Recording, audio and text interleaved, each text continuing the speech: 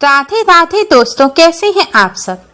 दोस्तों, आज की इस वीडियो में हम आपको बरूथिनी एकादशी की कथा और महत्व बताएंगे।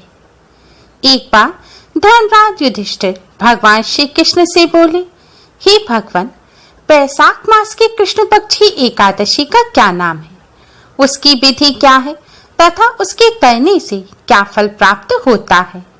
आप विस्तार पूर्वक मुझसे कहिए। मैं आपको नमस्कार करता हूँ। श्री कृष्ण कहने लगे, हे राजेश्वर, इस एकादशी का नाम बरूथनी है।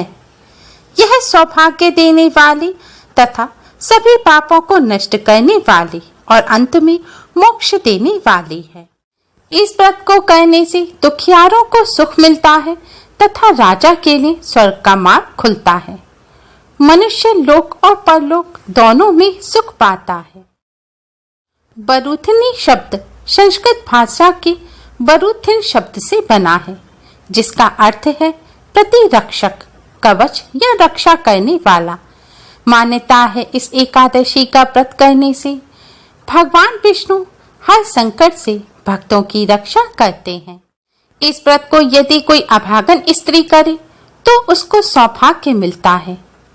इसी बरूथनी एकादशी के प्रभाव से राजा मंधाता स्वर्ग को गए थे।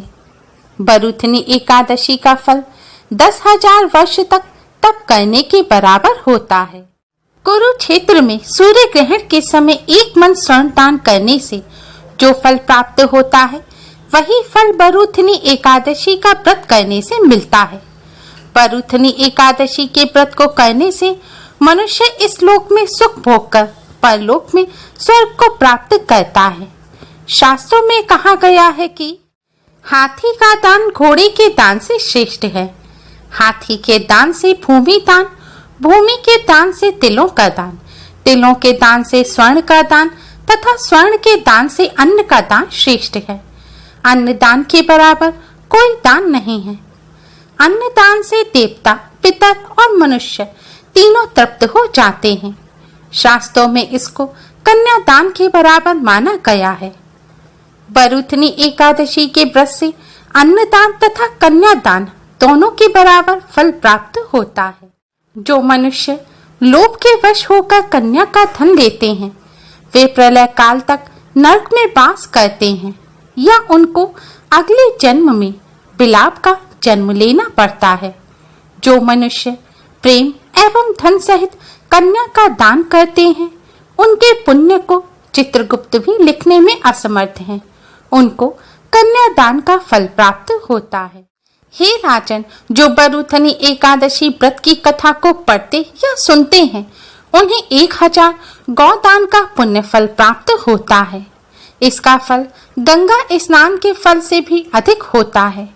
बरूथनी एकादशी की कथा सुनने मात्र से ही भगवान विष्णु की कृपा से मनोकामना अवश्य ही पूर्ण होती है और जीवन के समस्त कष्टों और संकटों से भी छुटकारा मिलता है। हे राजन, बरूथनी एकादशी की कथा इस प्रकार है। कथा के अनुसार प्राचीन काल में नर्मदा नदी के तट पर मंधाता नामक राजा राज्य करते थे।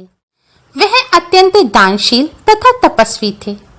एक दिन जब वह जंगल में तपस्या कर रहे थे, तभी ना जाने कहां से एक जंगली भालू आया और राजा का पैर चबाने लगा। राजा पूर्वतः अपनी तपस्या में लीन रहे। कुछ देर बाद पैर चबाते चबाते भालू राजा को घसीटकर पास के जंगल में ले गया। राजा बहुत घबराए, मगर तापस धर्म अनुकूल उन्होंने क्रोध और हिंसा ना करके भगवान विष्णु से प्रार्थना की। करुण भाव से भगवान विष्णु को पुकारा। उनकी पुकार सुनकर भगवान श्री हरि विष्णु प्रकट हुए और उन्होंने चक्र से भालू को मार डाला। राजा का पैर भालू पहले ही खा चुका था। इससे राजा बहुत ही शोकाकुल हुए। उन्हें दुखी देखकर भगवान विष्णु बोले, हे वत्स, शोक मत करो, तुम मथुरा जाओ और बरूथनी एकादशी का व्रत रखकर मेरी बराह अवतार मूर्ति की पूजा करो। उस व्रत के प्रभाव से तुम पुनः सदृढ़ अंग वाले हो जाओगे। इस भालू ने तुम्हें जो काटा है, यह तुम्हारे पूर्व जन्म का अपराध था।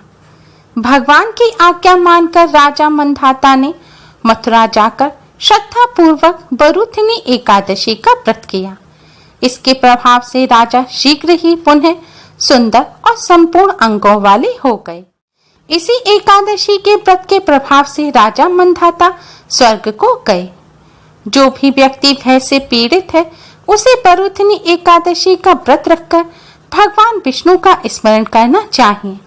इस व्रत को करने से समस्त पापों का नाश होकर मोक्ष मिलता है।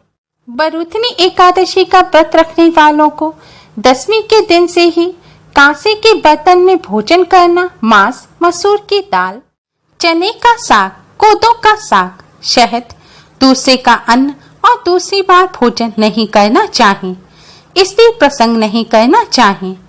व्रत वाले दिन जुआ नहीं खेलना चाहिए। उस दिन पान खाना, दातून करना, दूसरे की निंदा करना तथा चुगली नहीं करनी चाहिए एवं पापी मनुष्यों के साथ बातचीत का भी त्याग कर देना चाहिए।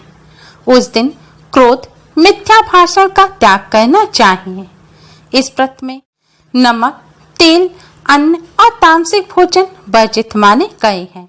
हे राजन, जो मनुष्य विधिवत इस एकादशी को करते हैं उनको स्वर्गलोक की प्राप्ति होती है। अतः मनुष्यों को पापों से डरना चाहिए। इस एकादशी व्रत की कथा को पढ़ने या सुनने मात्र से ही 1000 गौदान के बराबर पुण्य फल प्राप्त होता है। इसका फल गंगा स्नान से भी कहीं अधिक है।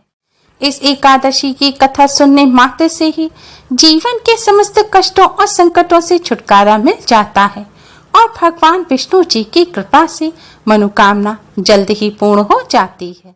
बरूथिनी एकादशी की कथा समाप्त हुई।